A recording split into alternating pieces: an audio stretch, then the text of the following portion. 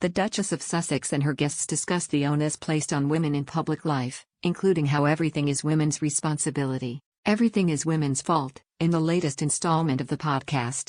Meghan Markle spoke to actress Jameela Jamil, activist Shohre, comedian Ilana Glazer and historian Lisa Tetrow for this week's episode of Archetypes. The women, who all play roles in the world of activism, engaged in thought-provoking conversations about the judgments female activists face, delving into the ways in which men and women are treated differently, particularly in the digital age. During her conversation with Jameela, who is a passionate advocate for creating safe spaces on social media, the Duchess of Sussex hit out at the tendency for women to take all the blame. The Good Place actress spoke about how women are treated in the media and being inspired to take a stand after noticing a disproportionate focus on appearance when it came to female celebrities in comparison to their male counterparts. She said, "I made it my business because I feel like a lot of women cancel themselves, or retreat when they get piled onto, and that's completely fair and understandable, but they start to be like, oh God, no one likes me, I should be quiet. Oh God, no one likes me, I should go away. I won't take that job because I don't want to be too public-facing that people don't like me. I have to stay small. I have to go away, because we're taught that the only thing important in our lives is that we serve others, that we are liked and we are likable. And men just don't have to contend with this. Men are given space for redemption. I've said this before, but we can't give women the benefit of the doubt because we've spent it already on men. Everything is women's responsibility, everything is women's fault. I mean, for FK's sake." Meghan added, "No credit and all the blame." This idea of the onus always being placed on women is perhaps something the Duchess can personally relate to.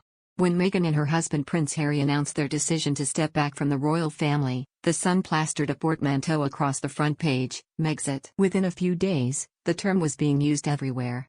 The global newspapers, social media and even novelty gifts. In 2020, the Collins English Dictionary named it one of 2020's words of the year. At face value, Megxit was just some clever wordplay, used for a sensational headline as the shocking news unfolded. However, it pointed to an intrinsic, and by all accounts, inaccurate, implication, that the Sussexes' exit was solely Meghan's decision. The Duchess was seen as the instigator of the departure, encouraging Harry away from his family. Is it Meghan's fault? It's hard to escape the conclusion that having grown up in a country that considers the Kennedys to be aristocracy, Meghan didn't understand that being a Windsor is not like being a celebrity, commented Virginia Blackburn in the Daily Express at the time.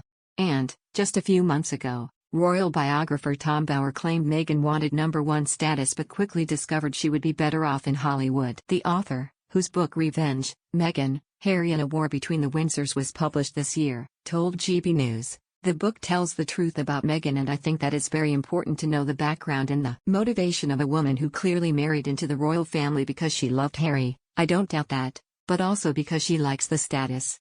But in the end, very quickly, she discovered that she wasn't going to get the status of #1, which is what she wanted.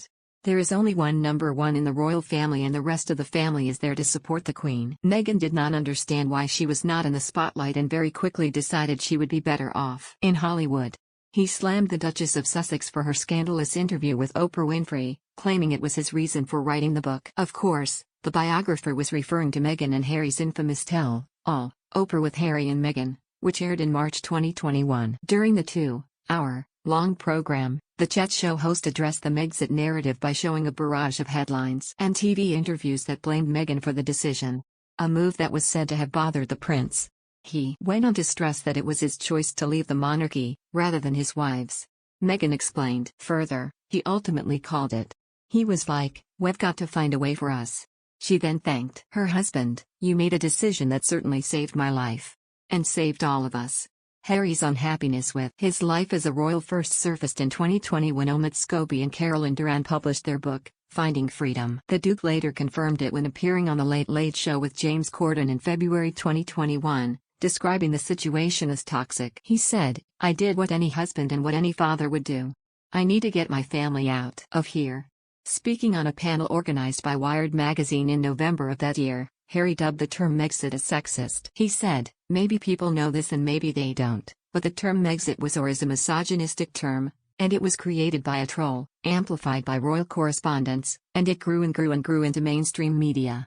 From the beginning of Harry and Meghan's relationship, The former Hollywood actress was subject to intense media and public scrutiny. Just a few months after their romance came to light, the prince was forced to issue an unprecedented statement expressing his concern for his new girlfriend's safety and calling out the racial undertones of comment pieces and the outright sexism and racism of social media trolls and web article comments. The couple had cited the media attention as part of their reason for stepping down. During his conversation with James Corden, Harry explained that the British press obsession with his family was having a negative impact, and it was destroying my mental health. I was like, this is toxic.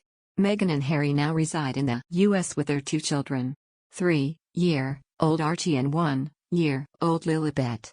They have pursued their own interests outside of the institution, including deals with Netflix and Spotify, philanthropic efforts and a multi-million-pound book deal. When Oprah Winfrey asked Meghan if her story with Harry has a happy ending, she replied, "Greater than any fairy tale you've ever read."